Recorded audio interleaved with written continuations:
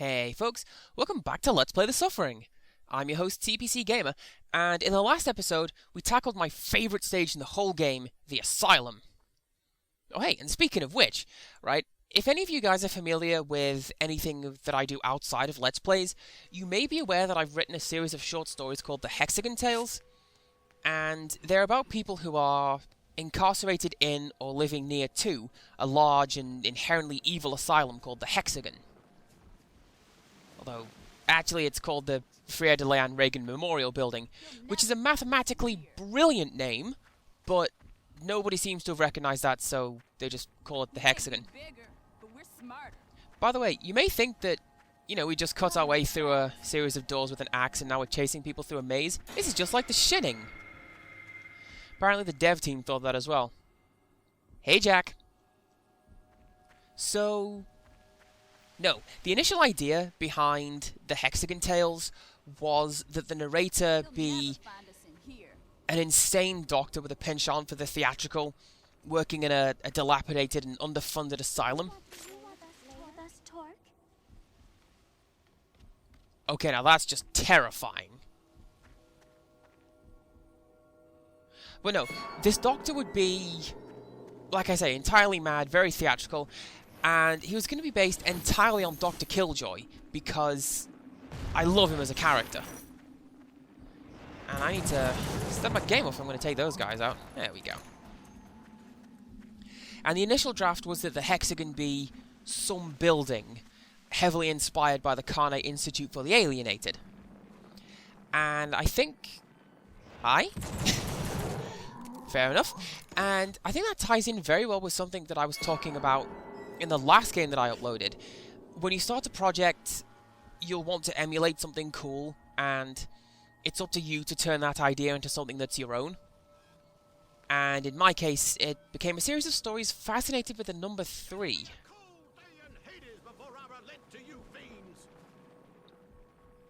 That voice belongs to my favourite NPC, and we'll be meeting him soon enough.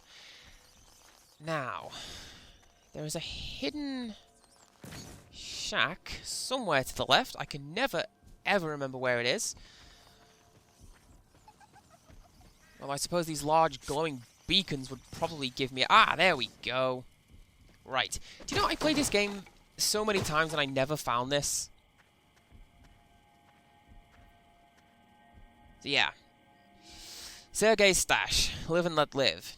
Because, Midway are subtle like that. Anyways, you may have seen as we were going through the gate, we picked up an urgent note. It suggests that prison is where we feel at home, and that we have to go back to Abbott Prison in order to work out why this is. And there is one last hidden area, just the way we came. Ah, here we go. Whoa! New world. A pity so few of my patients lived to see it. That flash almost never happens. Wow. Anyways, at the back, we have a telephone and... Oh God, Mother! Blood! No! Ah, good old Psycho. Can't beat that. Do you know what? Richard Rouse III, the guy who spoke to us during the intro, he is in love with Hitchcock every bit as much as I am, to the extent that one of the pages on Richard's webpage is just dedicated to the female protagonists from Alfred Hitchcock's movies. Pretty great. Now, there's an interesting addition to the game mechanics from this point, and you can see it there with that blue flash. Slayers won't die from this point onwards. I mean, they'll go down, sure, but for the most part they will just catch their breath and get right back up again. And they will just do this an infinite number of times until you destroy their head. Why? Well, that's a good question. Glad you asked. It's because we activated Killjoy's rebirth device. Why does it only affect the Slayers? Why, because the fact that Killjoy created the Slayers, of course. Now, veterans of this series may scoff, but I think it's true, and there's a surprising amount of evidence telling you that. Like I say, in the last video, you saw Killjoy outright say that he wants to make synthetic and prosthetic humans to help him. You can find racks of body parts interspersed with blades, and you also find the prototype Slayer bodies lying around the basement. So why do you have to destroy the head, I wonder? Well, it's the only part of them that's real. Or human, at least. Whoa!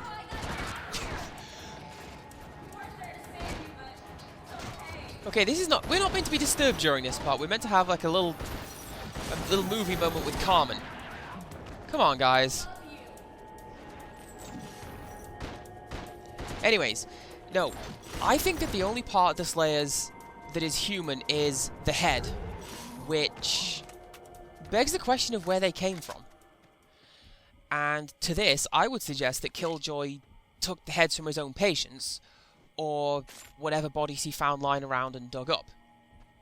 You should never play with fire. It's not safe. I mean, it stands to reason, too, that Killjoy didn't much care for his patients when they were alive. Why would he care for them when they were dead? This house is also an entirely optional area. As far as I remember, there's an archive page for it, but I mean, you don't have to go up there. It's just something to do. But it does also get you a gas can, which is, I think this is the first one in the game. So, yeah, enjoy. Now, I think it's been scrolled off the screen because we picked up a bunch of other things, but we did pick up a note from Rance Truman, who says that from this point on, Slayers will get up if you don't destroy the head. And we've also found the next throwing weapon, the Molotov cocktail. And if you ask me, mollies are just about the single greatest thing in this game, because they will just rain fiery death and destruction from up above. It's absolutely fantastic.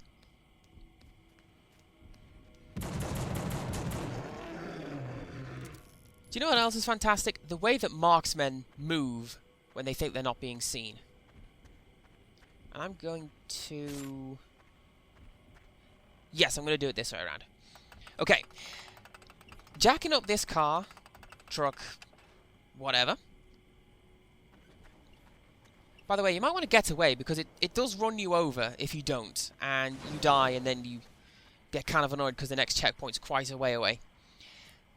That truck will then roll down the hill, and you can use it to progress to the next level. However, I'm going to make a cute little detour and show you something that provides a cute little explanation for a problem that a lot of people seem to have with this game.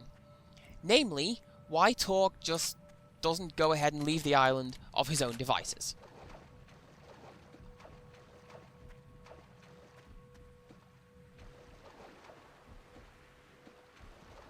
Anything you want to say to us there, kids? No? I guess not. Huh. Well, there's meant to be a flash round about this sort of point that the kids make fun of Torque for not being able to swim. And I think this is a point that they address in the second game as well. Torque, for somebody as cool as he is, can't swim, and that's why he doesn't like water levels. That and programming swimming physics is really, really hard, you guys, and it entirely breaks up the flow of an action game. Cough, cough, Devil May Cry 2. Anyways, if you're not gonna run the flash, I'm just gonna go and progress, I suppose.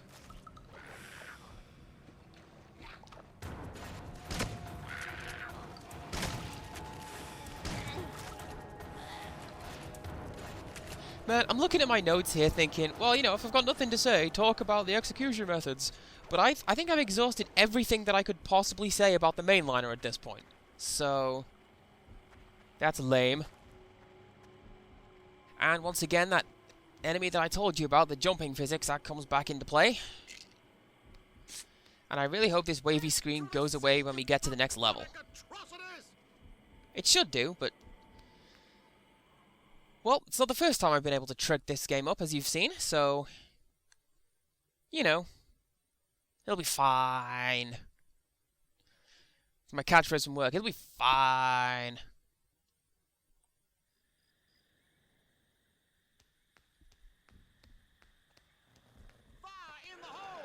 Okay, now, for some reason, it is incredibly easy to miss this guy. And it took me a couple of playthroughs before I found him. It's good to see another human still among the living. The name is Clem, sir. I've been plotting my escape from Abbott for years, and I had hoped to carry out my exodus tomorrow. But these recent events have ruined everything. Here, I'll show you.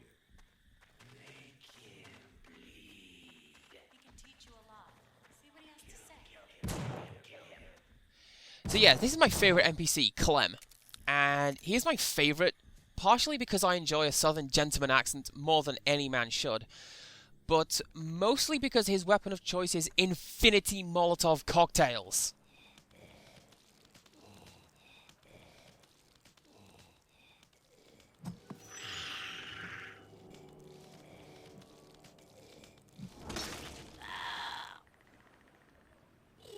That's actually a pretty impressive kill, come to think of it.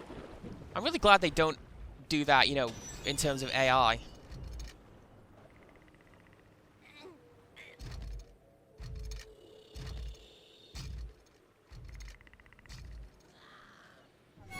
Boomer! Anyways, those guys are the worst enemies in the game, because they just keep coming at you. Remember, no good deed goes unpunished. They're all just fodder, I'm afraid, and there's an eternal supply. Like I say, Clem seems to know what's up. From whence it came.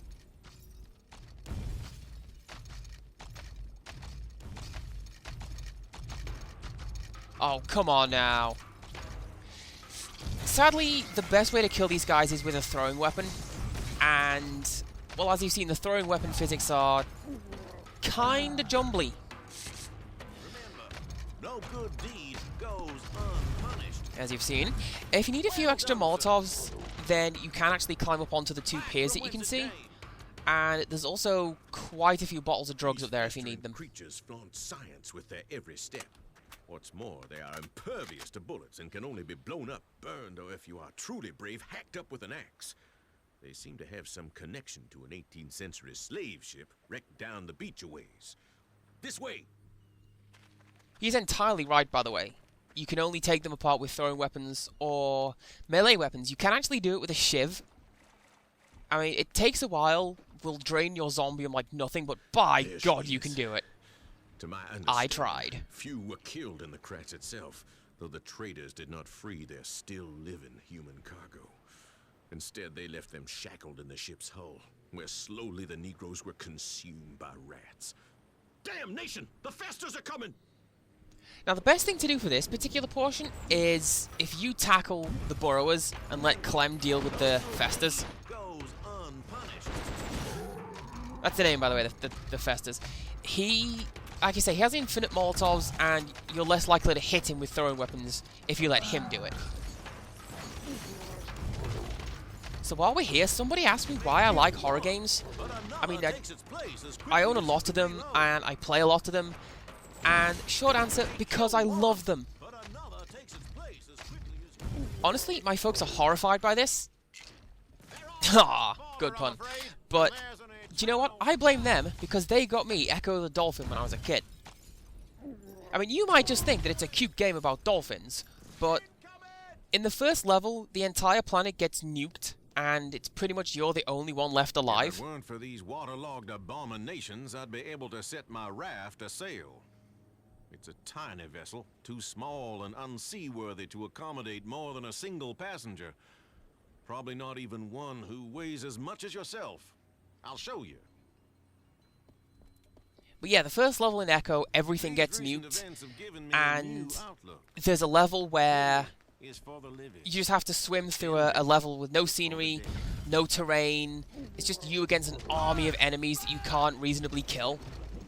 Oh, and the final boss The final boss is a giant severed alien head, and you kill it by gouging its eyes out, ripping its jaw off, and stabbing it in its newly exposed brain. Echo the Dolphin is hardcore. And it's also totally hopeless and forlorn at times. I mean, have you heard the, what is it now, the cold water theme? That's what it is. Holy hell. I clambered out that large sewer pipe to escape from Abbott.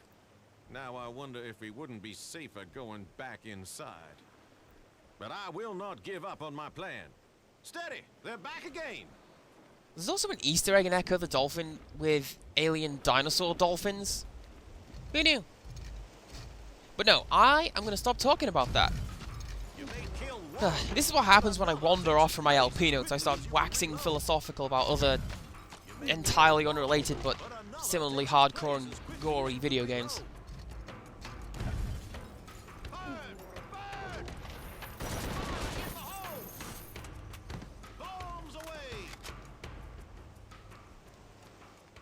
Okay. I do believe those creatures are coming from inside the wreck.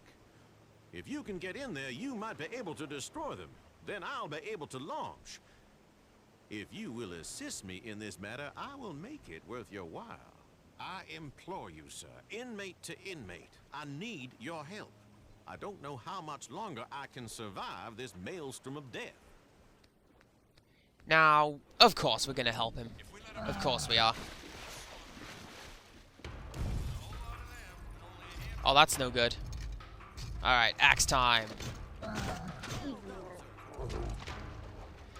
Generally, you're going to want to keep at least one Molotov spare for this particular part of the game because, well, that's how you get the good karma.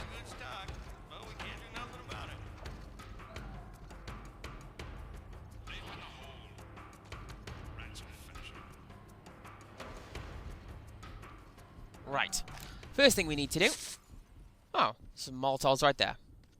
Anyways, first thing we need to do, shoot down that, just to drop these barrels of whatever into the water. Then, as soon as we see the water turn pearlescent, I guess, throw in a Molotov, which will set the ship on fire, burn the Festas as they spawn, and this will allow Clem to escape. So, let's go get our karma on, how about? Or... not? What the hell? You not on the boat? Oh, well, now I'm mad. That is not fair, game. I don't even know how that happened. But while we're here, there's something kind of interesting. You can stand on Clem's raft all you want and it won't do anything. But if you hit the use button, then the raft explodes and you catch fire. It's completely ridiculous, and it's only used to explain why Torque just doesn't leave the island. Again. Another interesting point of note, Clem's map is always up here whether you help him or not. Anyways, before we progress, it's time to call it a video. So, until next time, goodbye.